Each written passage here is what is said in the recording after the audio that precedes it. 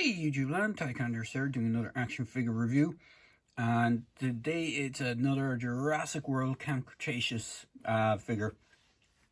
Now this is the fourth, I want to say, Ceratosaurus that they have released in the line. First being the original Roarivore one. There was a second Roarivore release where it had a repaint, and I think it was the same sculpt. And then there was also one that was released as part of a multi-pack in similar colors to the original release, but as far as I know, I'm not too sure if that was a Roarivore version or if it was just another reuse of the mold, but they took out the electronics. I don't recall seeing anything for the electronics on the front of the multi-pack box, so it could be just a standard one without that. But before we get on to the figure, let's go on to the box. Now the box on mine is a bit torn because I had to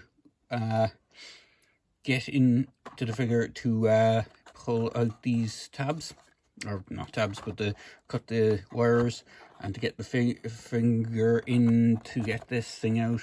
And there's also instruction stuff. I wasn't sure if there was just extra details. If you look at the bottom of the box, there says there's some sort of instructions, and there was also some squashed in at the back of the box, so I wasn't sure if it was the same thing, but it does appear to be that way.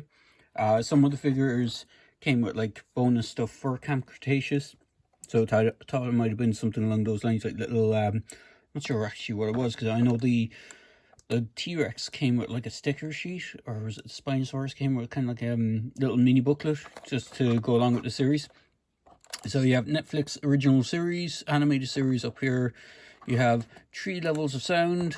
You have Toro here, who have Marcus, I guess the kid's name. I can't remember the characters' names from Camp Cretaceous. Then you got 2 more of the characters on the side here. You got Blue. You got the Ceratosaurus, and then you got all multilingual, basically multilingual descriptions. You got all the legalese stuff at the bottom, and you got 2 other dinosaurs, which is a Ankylosaur, or Ankylosaurus, which is designed to look a bit like the adult version of Bumpy. And there's another Baryonyx, and I think it's called Grim, I think, or Limbo. There's something along those lines. It has a nickname for the Camp Cretaceous version of the Baryonyx, but I don't think the Ceratosaurus has a nickname. In fact, I don't even remember it turning up that much in the series. I think maybe it had 1 or 2 scenes, and that was the only time you see one of these things. So before I get on with the dinosaur, and we've done the packaging, I will note that the tail is a separate piece on the box. So it comes, the box kind of cuts off there. Tail is in behind the dinosaur, and you have to plug it in. And once it's plugged in, it's not designed to pop back out. So the tail is on a ball joint. The legs can kick forward and back. There is a kind of a area that locks it into place, so it goes into a neutral position. They can splay out at the side, just like the other ones. Their hands are on a ball joint as well and have a hinge, so you can go out and around. Mouth, because of the way the feature is, the action feature, you don't really get any articulation in the head or the neck or mouth area, but the way it works is you press forward, you got 1 click and it gives you a roar, another roar, and then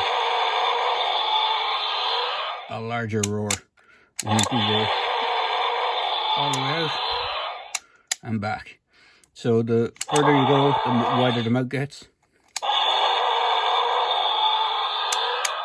and closes. Sound is in the bottom, or the speaker system is in the bottom, so is the batteries. There is the stamp for the data fax, if you want to pause the video and take a scan of that. If you don't intend to pick up the dinosaur, which I do recommend picking it up because it is a really cool, really nice figure. So I will bring in my trusty tape measure So this figure is about 13 inches in length, and the highest point of this would be around 4.5 to the tip of the brow. I think the hindquarters are about the same height, so it doesn't actually, it's the tip of the brow, just the ridge just above the eyelid is the highest point on it, and that is in the neutral position. If you were to move the legs up on this, you could get it higher. Then it looks a little awkward because the neck doesn't bend down. But overall, it is quite a nice version of the Ceratosaurus. Now, just for comparison, I still have my original one, which does have a bit of balancing issues, which is corrected on the new one. In fact, I originally thought that the new one was a retool of this, but it's actually an all new sculpt, which is quite nice. You can see they kind of chose a similar paint pattern with the red to kind of lighter colors, but this is more of a we'd call it tan, but it's more of a kind of a brighter yellowy skin tone, whereas this is more grayish, which is quite nice. I have very similar markings. This one still has sounds, but you can tell that the sounds for the new one is a different sound chip altogether, which is quite nice. If I can get this one to stand, it is in its neutral position. There we go.